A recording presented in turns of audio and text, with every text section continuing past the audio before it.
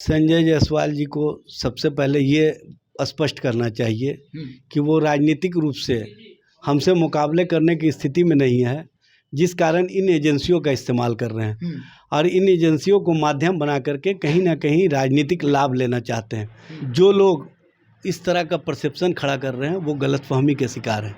समाजवादी मजबूती के साथ जो अपना संकल्प है उसको आगे बढ़ा रहे हैं और वो संकल्प है कि हम रोज़गार वाली सरकार, जन सरकार वाली सरकार, जनहित के मुद्दे पर जो सरकार बनाए हैं और जो जनता के लिए हमारी सोच है उस सोच के तहत हम काम कर रहे हैं और काम दिख रहा है, ये बताने की आवश्यकता नहीं। और वो भारतीय जनता पार्टी के पिच पर 12th मैन के रूप में काम कर रहे थे। उनको वाई प्लस चाहिए था, उनको भारतीय जनता पार्टी ने उपलब्ध करा दिया। उतने ही उनकी राजनीति थी, उससे आगे उनको अपने पिच पर भारतीय जनता पार्टी खिलाने नहीं जा रही है। भारतीय जनता पार्टी का अपना वजूद कहाँ पर पहुँच गया आप देखिए ना, कि उनके पास एक ऐसा नेतृत्वकर्ता नहीं है, ऐसा नेता नहीं है जो बिहार भर में ये बता सके कि हम भारतीय जनता पार्टी के सर्वमान्य नेता हैं। दोस्तों नमस्कार, बहुत स्वागत आपका चौकस भारत में। मैं आपका दोस्त ब्रजेंद्र। जैसे जैसे मौसम में गर्माहट आ रही है, राजनीतिक गलियारे की गर्मी भी बढ़ते जा रही है।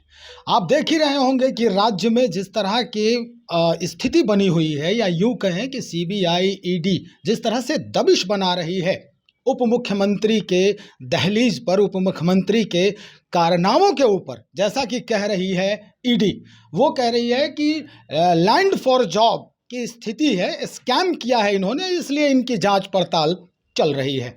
लेकिन भारतीय जनता पार्टी के तरफ से ये बयान आ रहा है, यानी यूं कहें कि संजय जायसवाल जी जो प्रदेश अध्यक्ष है वो ये कह रहे हैं कि हमारे ऊपर जो बयान दे रहे हैं महागठबंधन वाले लोग, पहले अपने घर में जो भगदड़ मची हुई है उसको संभालने का प्रयास करें। ये भगदड़ उन्हीं के कारनामों की वजह से है। चलिए इस बनिस्पत हम बात करने पहुंचे हैं। हमारे साथ एजाज अहमद साहब हैं, प्रदेश प्रवक्ता हैं आरजेडी के। इन्हीं से बात करते हैं कि संजय जायसवाल जी लगातार कह रहे हैं अपना ही घर नहीं संभल रहा है आपका।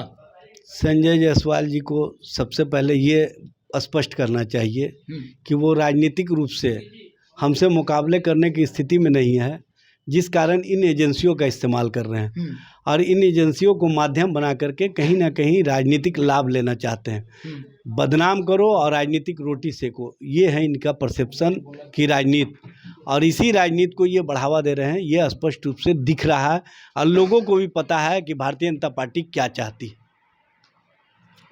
एक तरफ ये भी बात आ रही है कि तेजस्वी जी के वजह से जेडीयू में इस तरह का उठापटक चल रहा है, भगदड़ मची हुई जेडीयू में भी। कोई ऐसी बात नहीं है। जो लोग इस तरह का परसेप्शन खड़ा कर रहे हैं वो गलतफहमी के शिकार हैं। समाजवादी मजबूती के साथ जो अपना संकल्प है उसको आगे बढ़ा रहे हैं और वो संकल्प है कि हम रोज़गार वाली सरकार, जन सरकार वाली सरकार, जनहित के मुद्दे पर जो सरकार बनाए हैं और जो जनता के लिए हमारी सोच है उस सोच के तहत हम काम कर रहे हैं और काम दिख रहा है, ये बताने की आवश्यकता नहीं है। एजाज साहब, क्या ये सत्य नहीं है कि तेजस्वी जी के वजह से ही ये आपके खेमे में भी और जनता दल यूनाइटेड के खेमे से भी एक नेता जो हैं सुधाकर सिंह, क्षमा करेंगे, सुधाकर सिंह जी आपके खेमे से और उपेंद्र कुशवाहा उस खेमे से हैं, ये दोनों जो हैं वो आपके इस गठबंधन के सिद्धांत को नकार रहे हैं? देखिए, ऐसा कोई बात नहीं है। जो स्वार्थ की राजनीति करना चाहते हैं वो चले गए और वो भारतीय जनता पार्टी के पिच पर 12th मैन के रूप में काम कर रहे थे। उनको वाई प्लस चाहिए था, उनको भारतीय जनता पार्टी ने उपलब्ध करा दिया। उतने ही उनकी राजनीति थी, उससे आगे उनको अपने पिच पर भारतीय जनता पार्टी खिलाने नहीं जा रही है। 12th मैन का क्या काम होता है ये सबको पता है। जो क्रिकेट के जानकार हैं उनको पता है कि 12th मैन का क्या काम होता है।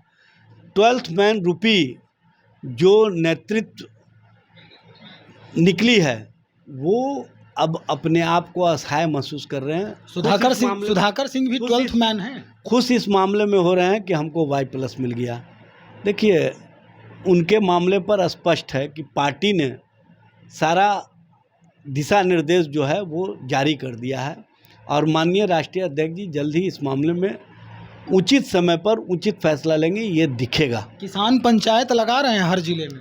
देखिए, जो जिसका काम है वो करेगा, लेकिन पार्टी का जो दिशा निर्देश है उसको राष्ट्रीय अध्यक्ष के दिशा निर्देश के अनुपालन के हिसाब से करना होगा। और राष्ट्रीय अध्यक्ष का दिशा निर्देश है कि महागठबंधन और महागठबंधन के नेतृत्व पर कोई दूसरा लोग विचार नहीं प्रकट करेगा।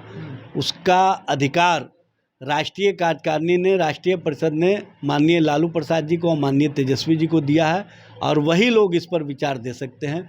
कोई लोग जो इस तरह का विचार देते हैं वो कहीं ना कहीं पार्टी के अनुशासन के खिलाफ जाते हैं, और पार्टी ऐसे लोगों पर ध्यान रखती है।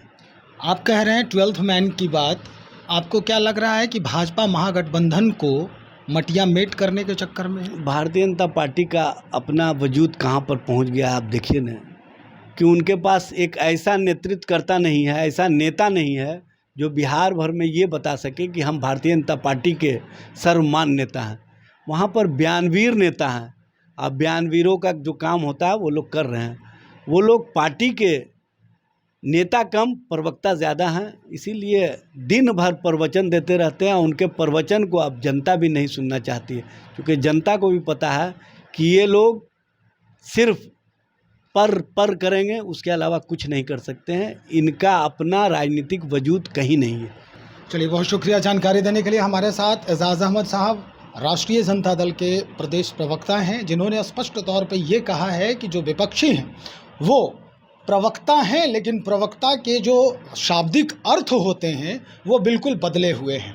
यानी जैसा कि इन्होंने कहा, आपने सुना ही।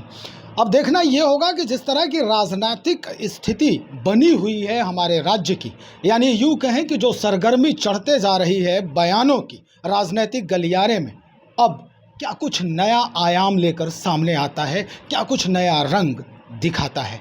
चलिए, हम और खबरों को लेकर बहुत जल्द हाजिर हो रहे हैं। बने रहें आप हमारे साथ। बहुत शुक्रिया आपका।